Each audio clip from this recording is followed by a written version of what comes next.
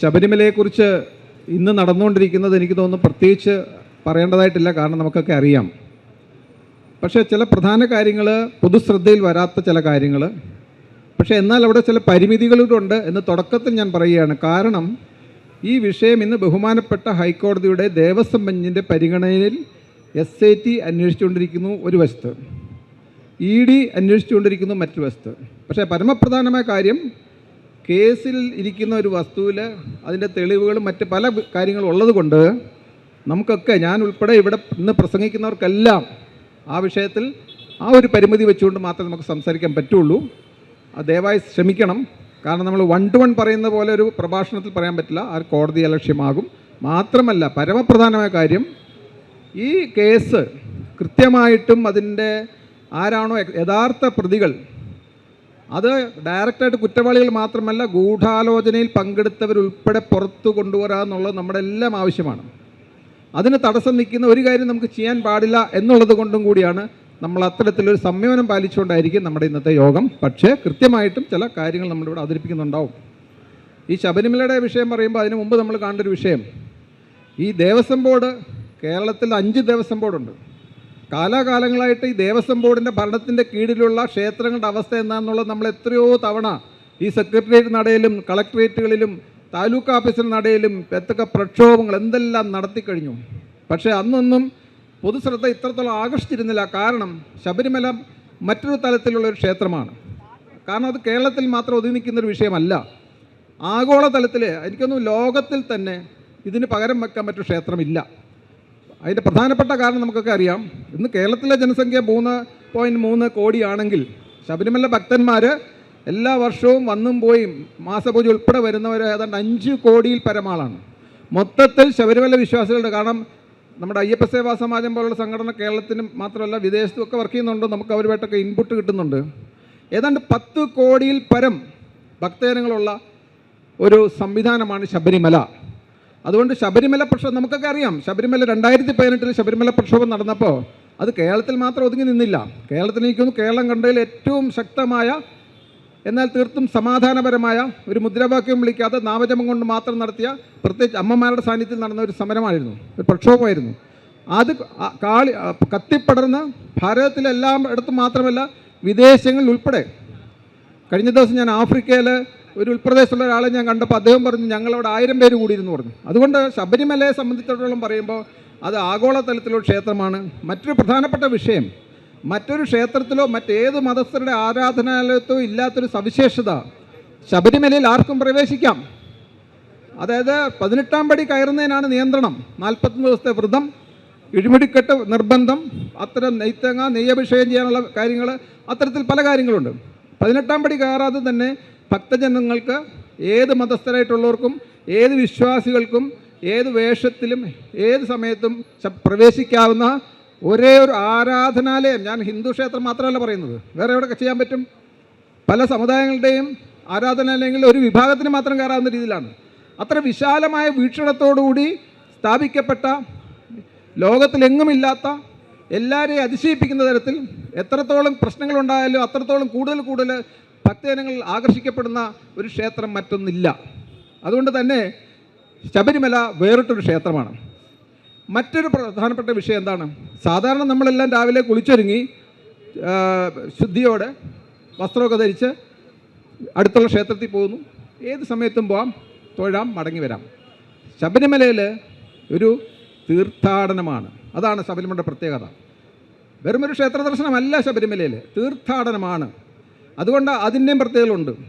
ഇന്ന് കല്ലും മുള്ളും ചവിട്ടി 40 ദിവസത്തെ വ്രതമെടുത്ത് എത്രത്തോളം പ്രശ്നങ്ങളുണ്ടോ അതിനെല്ലാം മാറ്റി വെച്ചുകൊണ്ട്, അയ്യപ്പ എന്നൊരു മാത്രം ചിന്തിച്ചുകൊണ്ട് അതിലേക്ക് നടന്നു വരുന്നത്. ഞാൻ കഴിഞ്ഞ ദിവസം ഫ്ലൈറ്റിൽ വന്നപ്പോൾ തന്നെ ഞാൻ കണ്ട കാഴ്ച, പകുതിയോളം ആളുകൾ അയ്യപ്പന്മാരാണ്.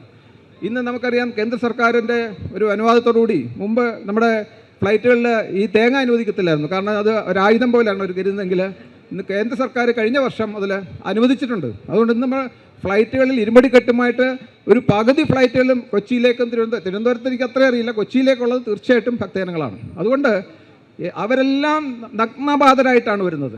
കറുപ്പ് വസ്ത്രം വിദേശത്ത് നിന്ന് വരുന്നവരാണ്. അതുകൊണ്ട് നമ്മളിന്ന് കേരളത്തിൽ കാണുന്ന കാഴ്ചയല്ല ശബരിമലയെ സംബന്ധിച്ചോളം. നമ്മൾ കേരളത്തിന് പുറത്തും പ്രത്യേകിച്ച് തമിഴ്നാട്ടിലൊക്കെ നമുക്കറിയാം. ഇന്നിപ്പം നമ്മൾ സംസാരിക്കുന്ന ഈ സമയത്ത് ശബരിമല സ്വച്ഛ് നടക്കുകയാണ്. ശബരിമല അയ്യപ്പ സേവാ സമാജത്തിൻ്റെ നേതൃത്വത്തിൽ എല്ലാ വർഷവും നടന്നു വരുന്ന സ്വച്ഛ് ശബരിമല എല്ലാ ആഘോഷങ്ങളും കഴിഞ്ഞ ശേഷം അവിടെയുള്ള ചവർ മാലിന്യങ്ങളൊക്കെ നീക്കം ചെയ്യുന്നത് നമ്മളാണ്. അതിൽ നിന്ന് 2000-ൽ പരം ആളുകൾ എത്തിയിരിക്കുന്നത് തമിഴ്നാട്, ആന്ധ്രാപ്രദേശ്, കർണാടക, തെലുങ്കാന തുടങ്ങിയ പ്രദേശത്തുമാണ് ഇന്ന് നടന്നുകൊണ്ടിരിക്കുകയാണത്. അപ്പോൾ അത്തരത്തിൽ ഞാൻ പറഞ്ഞത് ശബരിമലയിലേക്ക് ആബാലവൃദ്ധം ജനങ്ങൾ ആകർഷിക്കപ്പെടുന്ന ഒരു പരമോന്നത ക്ഷേത്രമാണ്. പക്ഷേ ആ പവിത്രമായ ക്ഷേത്രത്തെ ഈ കേരള സർക്കാർ ഏത് തരത്തിലാണ് കൈകാര്യം ചെയ്യുന്നതാണ് നമ്മുടെ വിഷയം. ദേവസ്വം ബോർഡിൻ്റെ മൊത്തത്തിൽ വിഷയമുണ്ട്. പക്ഷേ ഇന്ന് ശബരിമലയിലേക്കൊണ്ട് ഞാൻ മൊത്തത്തിൽ അതിലേക്കാണ് പറയുന്നത്. കുറച്ച് ഞാൻ സംസാരിക്കുന്നത് കാരണം ഇവിടെ ധാരാളം പേര് സംസാരിക്കാനുണ്ട്. ഞാൻ 2018-ലെ പ്രക്ഷോഭകാലം മുതൽ ഇങ്ങോട്ടുള്ള നമ്മുടെ പല പല കാര്യങ്ങളിലും നമ്മൾ ശ്രദ്ധിച്ചാൽ മനസ്സിലാവും, ആത്യന്തികമായിട്ട് ഈ ഇടതുപക്ഷ സർക്കാർ അവരൊറ്റയ്ക്കല്ല, ഇത് ആഗോള ഗൂഢാലോചനയുടെ ഭാഗമാണ്. ഇപ്പം ഞാൻ പറയുന്നത് നിങ്ങൾക്ക് വിശ്വാസമില്ലെങ്കിൽ ഞാനൊരു തെളിവ് മുമ്പോട്ട് വെക്കുകയാണ്. അതായത് പലരും ശ്രദ്ധിക്കാത്തൊരു വിഷയമുണ്ട്. 2018-ൽ സുപ്രീം കോടതിയിൽ കേസ് നടക്കുകയാണ്. ആ കേസ് നടക്കുമ്പം നമുക്കറിയാം റിവ്യൂ പെറ്റീഷനും റിട്ട് പെറ്റീഷനും. ഈ സമയത്ത് എല്ലാം 1-ാം നമ്പർ കോടതിയിൽ ഹാജരാകുന്ന ഒരാളായിരുന്നു ഞാൻ. അങ്ങനെ ഈ കേസ് ഈ റിട്ട് പെറ്റീഷൻ റിവ്യൂവിന് വരുന്നതിന് മുമ്പ് 2006-ലെ ഒറിജിനൽ പെറ്റീഷൻ്റെ വാദം കേൾക്കുന്ന സമയത്ത് ഏതാണ്ട് അവസാന ഘട്ടം എടുക്കുമ്പോൾ ഈ പറഞ്ഞ പെറ്റീഷനേഴ്സായിട്ടുള്ള 5 വനിതകൾ, 4 വനിതകളും ഒരാളെൻ്റെ സെക്രട്ടറി എന്നുള്ളതിലും, അതായത് ഇന്ത്യൻ യങ് ലോയേഴ്സ് അസോസിയേഷൻ എന്നുള്ള ഒരു അസോസിയേഷൻ്റെ പേരിലാണ് കേസ്. ആ അസോസിയേഷൻ സ്ഥാപിച്ചത് നൗഷാദ് എന്നുള്ള ആളാണ്. നിങ്ങൾ കേൾക്കണം, നൗഷാദ് എന്ന വ്യക്തി സ്ഥാപിച്ച ഇന്ത്യൻ യങ് ലോയേഴ്സ് അസോസിയേഷനിൽ അദ്ദേഹം ഈ ഭക്തി പ്രസീജ എന്നുള്ള ലേഡിയാണ് എൻ്റെ സെക്രട്ടറിയായിട്ട് വെച്ചു. ബാക്കി മെമ്പേഴ്സ് എല്ലാം കൊണ്ടുവന്ന് ഹിന്ദു വനിതകളായിട്ടുള്ള അഡ്വക്കേറ്റുമാരെയാണ്. പക്ഷേ ഇദ്ദേഹം മാറി നിന്നുകൊണ്ട് നിങ്ങൾക്ക് ഒരിടത്തും ഈ കാര്യം കാണാൻ പറ്റില്ല. പെറ്റീഷനിൽ എല്ലാം ഹിന്ദു വനിതകളാണ്, അഡ്വക്കേറ്റുമാരാണ്. പക്ഷേ ആ കേസിൽ എഴുതിയിരിക്കുന്ന വാചകം നമുക്കറിയാം എന്താണെന്നുള്ളത്. മാത്രമല്ല ആ കേസിൽ കക്ഷി ചേർന്ന 2 പേരുടെ പേര് കേൾക്കുമ്പം എന്താണെന്ന് കേസ് കൂടുതൽ പറയേണ്ട ആവശ്യമില്ല. കക്ഷി ചേർന്ന ഒന്ന് ഭൂമാതാ മൂവ്മെൻ്റ് തൃപ്തി ദേശായി, ഞാൻ കൂടുതൽ വിശദീകരിക്കേണ്ട ആവശ്യമില്ലല്ലോ. 2 ഹാപ്പി ടു ബ്ലീഡ് എന്നുള്ള സംഘടനയാണ്. ഇന്ദിരാ ജയസിംഗ് എന്നുള്ള നമ്മൾ ED-യുടെയും NIA-യുടെ ഒക്കെ നോട്ടത്തിലുള്ള ഒരു വനിതാ അഡ്വക്കേറ്റ് കാണിക്കുന്ന കോപ്രായങ്ങൾ നമുക്ക് പറഞ്ഞറിയിക്കാൻ പറ്റത്തില്ല. അവരുടെ നേതൃത്വത്തിൽ ഇന്ത്യ വിരുദ്ധ ശക്തികളാണ് ഇതിൻ്റെ പിന്നിൽ. ഹാപ്പി ടു ബ്ലീഡ് അത് കൂടുതൽ വ്യക്തമായിട്ട് പറയേണ്ട ആവശ്യമില്ലെന്ന് മനസ്സിലായി. ഇത്തരം സംഘടനകൾ ചേർന്നാണ് കേസ് കൊടുത്തത്. പക്ഷേ ഞാൻ പറയാൻ വന്നത് ഈ പെറ്റീഷനായിട്ടുള്ള ഈ ഹിന്ദു വനിതാ അഡ്വക്കേറ്റുമാരിൽ ഒരാളെ നമുക്ക് കണ്ടുകിട്ടാനും അവരുമായി സംസാരിച്ച് വിശദമാക്കിയപ്പോൾ അവർ പറഞ്ഞു, I am very sorry mister Kumar, I never came to know about all these thing.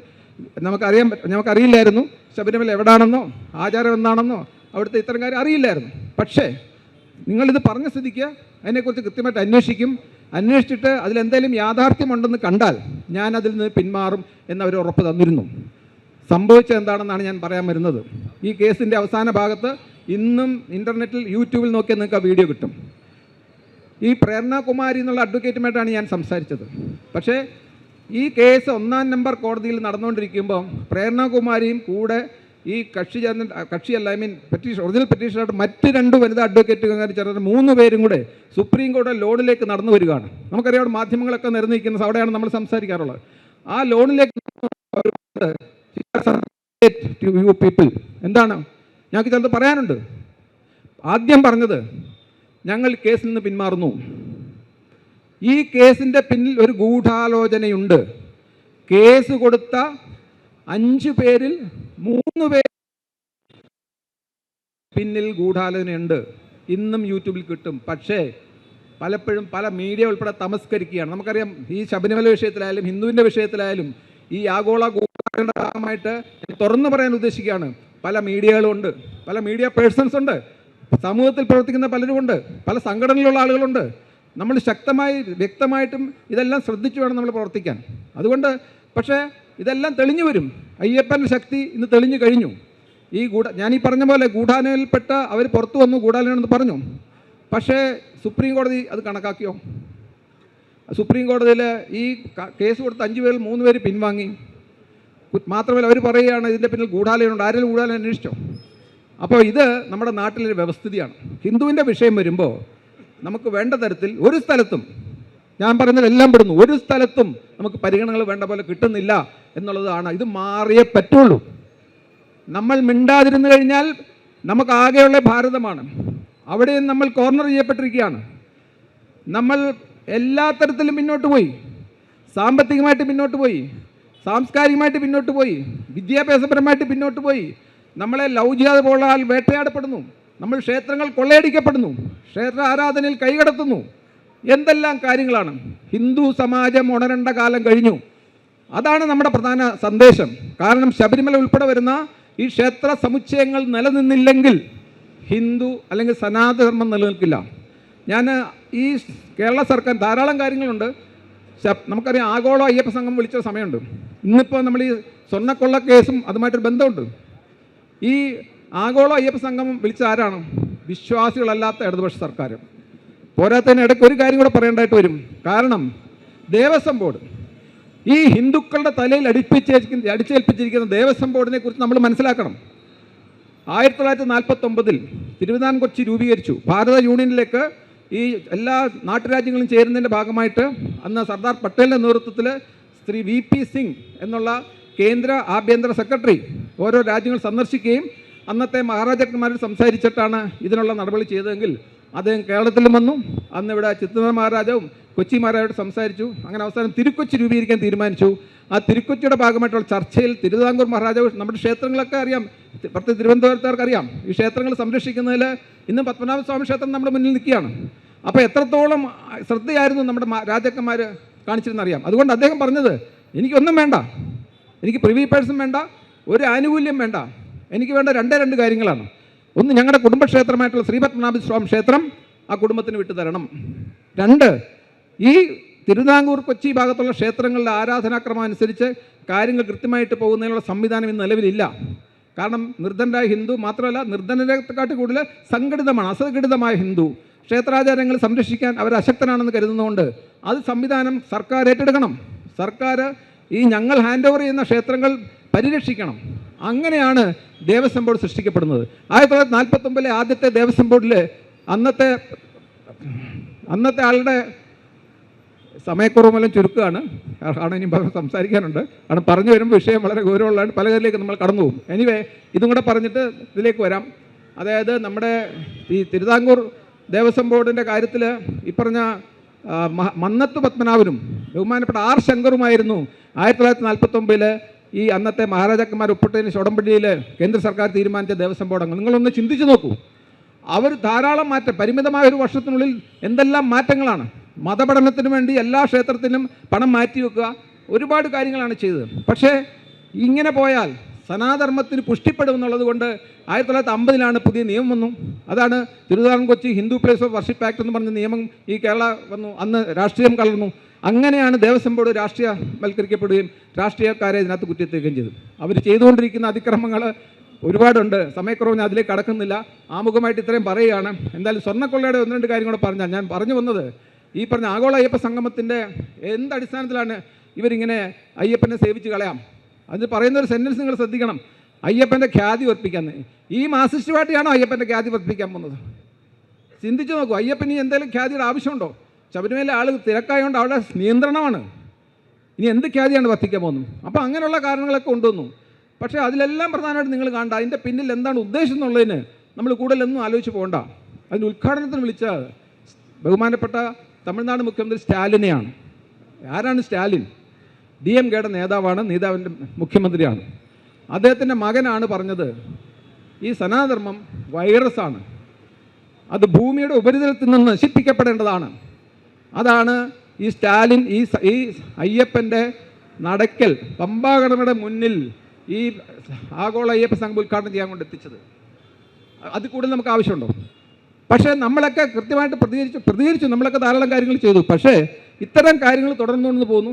പക്ഷേ ആഗോള അയ്യപ്പ സംഗമത്തിൻ്റെ പണ ഇടപാടുകളെ കുറിച്ച് കോടതി അന്വേഷിച്ചപ്പോൾ അതിൻ്റെ സ്രോതസ്സിൻ്റെ കാര്യം വന്നപ്പോൾ അതിന് പണത്തിൻ്റെ പ്രശ്നമുണ്ടായി. തീർച്ചയായിട്ടും നമ്മൾ സംശയിക്കണം. ഈ സെപ്റ്റംബർ 7 ഈ ഇതഴിച്ചുകൊണ്ട് പോകുന്നത്. ഈ ശ്രീ പ്രശാന്ത് ദേവസ്വം ബോർഡ് പ്രസിഡന്റ് ആയിരുന്നപ്പോഴാണ് ഈ ദ്വാരപാല വിഗ്രഹത്തിൽ പതിച്ചിരുന്ന സ്വർണ്ണഗോളങ്ങൾ. അതിന് ഒരുപാട് കാര്യമാണ്, അതൊക്കെ മുന്നിലുണ്ട്.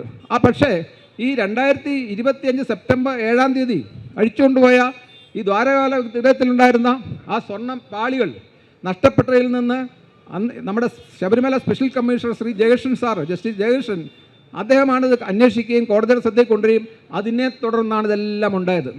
പക്ഷേ ഞാൻ ചോദിക്കുന്നൊരു ചോദ്യം, ഈ 2019 മുതൽ 2005 വരെ 2025 വരെ നടന്ന ഈ മോഷണം നമുക്കിന്നറിയാം, അതിൻ്റെ വ്യാപ്തി ആരൊക്കെയുണ്ട്. ഈ സമയത്ത് അവിടെ ഉണ്ടായിരുന്ന സ്പെഷ്യൽ കമ്മീഷണർ അന്നുമുണ്ട്. അവരെവിടെയായിരുന്നു? അവരിനകത്ത് കുറ്റക്കാരല്ലേ?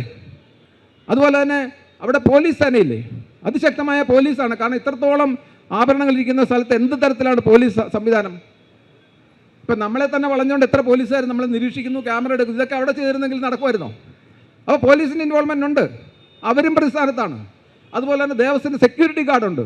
ഇത് ജൂലൈ മാസത്തിലാണ് നടക്കുന്നത്, മണ്ഡലമകരമുള്ള കാലത്തല്ല. അത്തരത്തിൽ ഇതിൻ്റെ പിന്നിൽ ശക്തമായ, നമുക്കറിയാം, ഈ കേരള മന്ത്രിസഭയിൽ ആൾക്കാരുണ്ട്, പാർട്ടിയുണ്ട്. അതിൻ്റെ ഏറ്റവും വലിയ ഉദാഹരണം ഇന്ന് അകത്ത് കിടക്കുന്നവരെ മാത്രം നോക്കിയാൽ മതി. കൂടാതെ ഈ പറഞ്ഞ അന്ന് ആ സ്ഥലത്തുണ്ടായിരുന്നവരെല്ലാം ചോദ്യം ചെയ്യപ്പെടേണ്ടതാണ്. അല്ലാതെ അവർക്ക് തോന്നുന്ന കുറച്ച് പേര് ഹിന്ദു സമാജത്തിനെ അവഹേളിക്കാൻ വേണ്ടി ചില ആളുകളെയൊക്കെ പുറത്തേക്ക് കൊണ്ടുവന്ന് കാണിക്കുകയല്ല. ഞാൻ നേരത്തെ പറഞ്ഞ പോലെ കേസിൻ്റെ വിഷയമായതുകൊണ്ട് എനിക്ക് അതിൽ കൂടുതൽ വിഷയത്തിൽ പറയാൻ പറ്റില്ല. നമ്മളിതെല്ലാം സശ്രദ്ധം വീക്ഷിക്കണം. അതുകൊണ്ട് ഇന്ന് SITയുടെ അന്വേഷണം വഴിതിരിച്ചു പോയിരിക്കുന്നു എന്നുള്ളത് ഇന്നറിയാത്ത ആരുമില്ല കേരളത്തിൽ. അതുകൊണ്ടാണ് നമുക്കറിയാം, ഇനിയിപ്പോൾ SIT അന്വേഷണം നമ്മൾ ആവശ്യപ്പെടുന്നില്ല. പക്ഷേ എനിക്കറിയാം, ഇന്നല്ലെങ്കിൽ നാളെ ബഹുമാനപ്പെട്ട കേരള ഹൈക്കോടതി തന്നെ ആവശ്യപ്പെടും. കാരണം ഈ കേരളത്തിൻ്റെ പരിധിയിൽ നിൽക്കുന്ന അല്ല വിഷയം.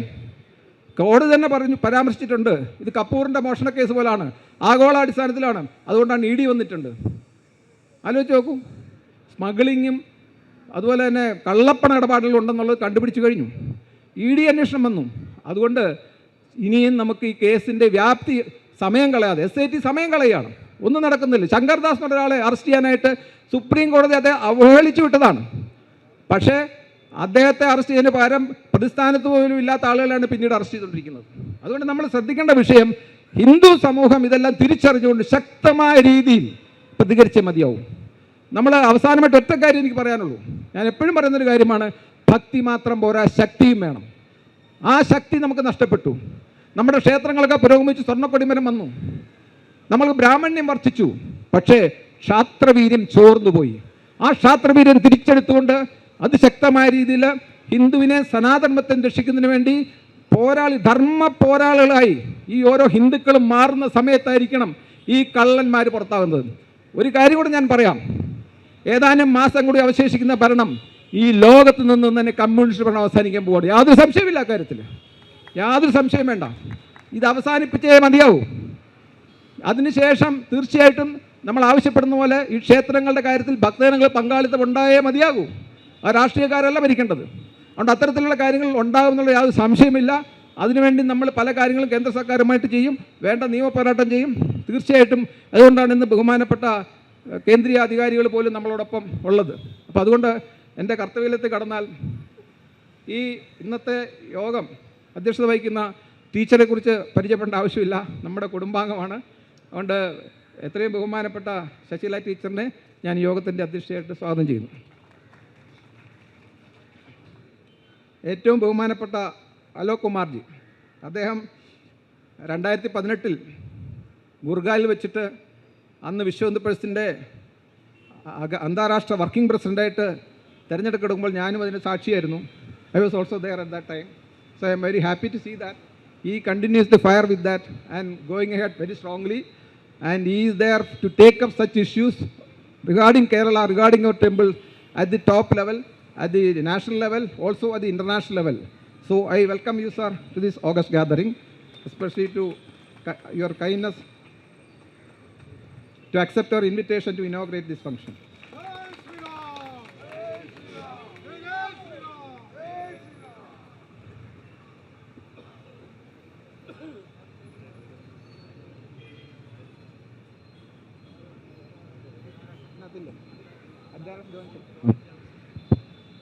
അതുപോലെ തന്നെ ഇന്ന് സാന്നിധ്യം കൊണ്ട് നമ്മളെല്ലാം ആവേശഭരിതരാക്കുന്ന മറ്റൊരു സാന്നിധ്യമാണ് നമ്മുടെ സ്ഥാണുമാലയൻജി. അദ്ദേഹം സംഘത്തിൻ്റെ സ്വയംസേവനാണ്. അദ്ദേഹം ക്ഷേത്രീയ പ്രചാരനായിട്ട് നമ്മുടെ കേരളത്തിലും നമ്മുടെ തമിഴ്നാട്ടിലുമൊക്കെ വ്യാപകമായി സന്ദർശിച്ച പല കാര്യങ്ങളും ഇടപെട്ടുകൊണ്ട് അദ്ദേഹത്തിൻ്റെ ആ സാന്നിധ്യം, അദ്ദേഹത്തിൻ്റെ പ്രവർത്തനം വിശ്വ ഹിന്ദു പരിഷത്തിൽ വേണം എന്നുള്ളതുകൊണ്ട് അദ്ദേഹം ഇന്ന് Vishwa Hindu പരിഷത്തിൻ്റെ joint general secretary ആയിട്ട് ഈ വിശ്വനാഥൻ സേവിക്കുന്നു. അദ്ദേഹത്തെ ഏറ്റവും ബഹുമാനപൂർവ്വം ഈ യോഗത്തിലേക്ക് ഞാൻ സ്വാഗതം ചെയ്യുന്നു. ശ്രീ മുല്ലപ്പള്ളി കൃഷ്ണൻ നമ്പൂതിരി, അദ്ദേഹത്തിന് ഒരു പരിചയപ്പെടുത്തേണ്ട ആവശ്യമില്ല. നമ്മുടെ ക്ഷേത്രാചാരങ്ങളുമായിട്ട് ബന്ധപ്പെട്ട മിക്കവാറും എല്ലാ കാര്യങ്ങളും നിരന്തരം ഇടപെട്ടുകൊണ്ടിരിക്കുന്നു.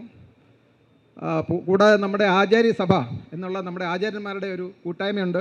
കാരണം നമ്മൾ ഉദ്ദേശിക്കുന്നത് ഈ ഹൈന്ദവ വിഷയങ്ങൾ, പ്രത്യേകിച്ച് ആചാരാനുഷ്ഠാനങ്ങളുടെ കാര്യത്തിൽ, ക്ഷേത്ര വിഷയങ്ങൾ, പൂജാതി കാര്യങ്ങളൊക്കെ എപ്പോഴും ഒരു അവസാന വാക്ക് അത്തരം ആചാര്യന്മാരുടെ ഭാഗത്തുനിന്ന് വരണം എന്നുള്ളതുകൊണ്ട് നമ്മൾ ഏതാനും വർഷങ്ങൾക്ക് മുമ്പ് ഒരു ആചാര്യസഭ രൂപീകരിച്ചിരുന്നു. അതിൻ്റെ അധ്യക്ഷൻ ശ്രീ ബഹുമാനപ്പെട്ട സ്വാമിജി ചിദാനന്ദപുരി മഹാരാജാണ്. ആ സംഘടനയുടെ സെക്രട്ടറി, ജനറൽ സെക്രട്ടറി എന്നുള്ള പദവി ശ്രീ കൃഷ്ണൻ നമ്പൂതിരി, മുല്ലപ്പള്ളി കൃഷ്ണൻ നമ്പൂതിരി അലങ്കരിക്കുന്നുണ്ട്. കൂടാതെ ക്ഷേത്ര സംരക്ഷണ സമിതിയുടെ സംസ്ഥാന അധ്യക്ഷനാണ്. അദ്ദേഹത്തെയും ഈ യോഗത്തിലേക്ക് ആദരപൂർവ്വം ക്ഷണിക്കും. ശ്രീ വിജി തമ്പി, അദ്ദേഹം സിനിമാ മേഖലയിലും അദ്ദേഹത്തെ അറിയാത്തവരാരുമില്ല. വിവിധ മേഖലയിൽ പ്രവർത്തിക്കുന്നു. പക്ഷേ തിരുവനന്തപുരത്തുകാർക്ക് എനിക്കൊന്ന് വിജി തമ്പി സാറിനെ പരിചയപ്പെടേണ്ട ആവശ്യമില്ല. ഇന്ന് അദ്ദേഹം വിശ്വഹിന്ദു പരിഷത്തിന് ശക്തനായ ഒരു നേതൃത്വം കൊടുത്തുകൊണ്ട് മുന്നോട്ട് പോവുകയാണ്. അദ്ദേഹം എനിക്ക് തോന്നുന്നു അയ്യപ്പനെക്കുറിച്ച് സിനിമാ നിർമ്മാണത്തിലൊക്കെ ഉൾപ്പെട്ടിരിക്കുന്നു. അതുകൊണ്ട് തീർച്ചയായിട്ടും ശബരിമല വിഷയം അദ്ദേഹത്തിനെ സംബന്ധിച്ചുള്ള പുത്തരിയല്ല. ശക്തമായ രീതിയിൽ കാര്യങ്ങളായിട്ട് മുന്നോട്ട് പോകാൻ ശക്തനായ ഒരു മനുഷ്യനാണ്. അദ്ദേഹം ഇന്നിവിടെ എത്തിയത് വളരെ സന്തോഷം. അദ്ദേഹത്തെയും യോഗത്തിലേക്ക് സ്വാഗതം ചെയ്യുന്നു. ശ്രീ ശ്രീകുമാർ, ശബരിമല അയ്യപ്പ സേവാ സമാജത്തിൻ്റെ സംസ്ഥാന ഉപാധ്യക്ഷനാണ് ശ്രീകുമാർ. അദ്ദേഹം ഇവിടെ എത്തിയിട്ടുണ്ട്. അദ്ദേഹം ഈ ശബരിമല അയ്യപ്പ സേവാ സമാജം, നിങ്ങൾക്കൊരു കൺഫ്യൂഷൻ വരരുത്, ശബരിമല കർമ്മസമിതി എന്ന് പറഞ്ഞാൽ പോരാട്ടത്തിന് വേണ്ടി സംഘടനയാണ്. നമ്മളെല്ലാ ഹൈന്ദവ സംഘടനകളും അതുപോലെ തന്നെ സമുദായ സംഘടനകളും എല്ലാം ചേർന്ന് കൂട്ടായ്മയാണ് കർമ്മസമിതി. അതൊരു പോരാട്ടത്തിന് വേണ്ടിയിട്ട് കേസ് കാര്യങ്ങൾ, സമരമുഖം, അതാണ്. അതുകൊണ്ട് നമ്മൾ ഇത്തരം കാര്യങ്ങൾ ഒന്നിച്ചെടുക്കുന്നത്. ശബരിമല അയ്യപ്പ സേവാ സമാജം കൃത്യമായിട്ടും ആധ്യാത്മിക കാര്യങ്ങൾ, സേവാ കാര്യങ്ങൾ, സേവയാണ് അതിപ്രധാനം. ഇന്നിപ്പോൾ കേരളത്തിന് പുറത്ത് പല സ്ഥലങ്ങളിലും 260ഓളം സ്ഥലങ്ങളിൽ അന്നദാനം നടന്നുകൊണ്ടിരിക്കുകയാണ്. ഇന്ന് വൈകിട്ടാണ് സമാപിക്കുന്നത്. വളരെ വിശാലമായ രീതിയിൽ ധാരാളം ആളുകൾ പങ്കെടുത്തുകൊണ്ടിരിക്കുന്ന അത്തരം ഇത് വിദേശത്തുകൊണ്ട് നമ്മുടെ സംഘടനാ സ്വരൂപം. അതുകൊണ്ട് ആ ഒരു സംഘടനയെ റെപ്രസെൻ്റ് ചെയ്തിട്ട് എത്തിയിരിക്കുന്ന ശ്രീ ശ്രീകുമാറിനും ഈ യോഗത്തിലേക്ക് സ്വാഗതം ചെയ്യുന്നു.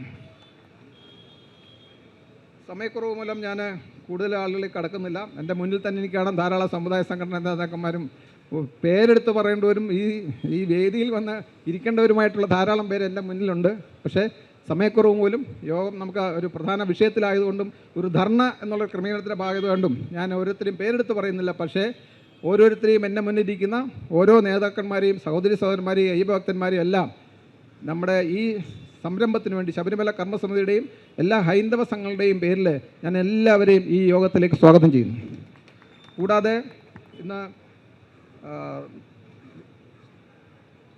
ഹിന്ദു ഐക്യവേദിയുടെ സംസ്ഥാന president Shri R V Babu ഉണ്ട്. അദ്ദേഹമായിരിക്കും സമാപന പ്രസംഗം നടത്തുന്നത്. അദ്ദേഹം ഈ വേദിയിലുണ്ട്. അദ്ദേഹത്തിനെ സ്വാഗതം ചെയ്യുന്നുണ്ട്. എൻ്റെ പുറകിലായതുകൊണ്ട് അദ്ദേഹത്തെ കാണാൻ പറ്റുന്നില്ല. അതുപോലെ തന്നെ ഞാൻ നേരത്തെ പറഞ്ഞ പോലെ വളരെ ബഹുമാനത്തോടെ ഞാൻ മീഡിയ പേഴ്സൺസെ ആദരിക്കുന്നു. കാരണം ഈ കാര്യങ്ങൾ ഇത് മാത്രമല്ല, നമ്മൾ പറയുന്ന ഓരോ വിഷയങ്ങളിലും കൂടുതൽ ആൾക്കാരെ എത്തിക്കുകയും അത് വേണ്ട തരത്തിലുള്ള പ്രതികരണം മാത്രമല്ല, ആവശ്യമായിട്ട് നടപടികളൊക്കെ നടക്കുന്നതിന് വേണ്ടിയിട്ടുള്ള ശ്രമം നടത്തിക്കൊണ്ടിരിക്കുന്ന സുഹൃത്തുക്കളായ എല്ലാ മീഡിയ പേഴ്സൺസും ഈ യോഗത്തിലേക്ക് ഞാൻ സ്വാഗതം ചെയ്യുന്നു. എല്ലാവർക്കും നന്ദി, നമസ്കാരം. സ്വാമിയേ ശരണം.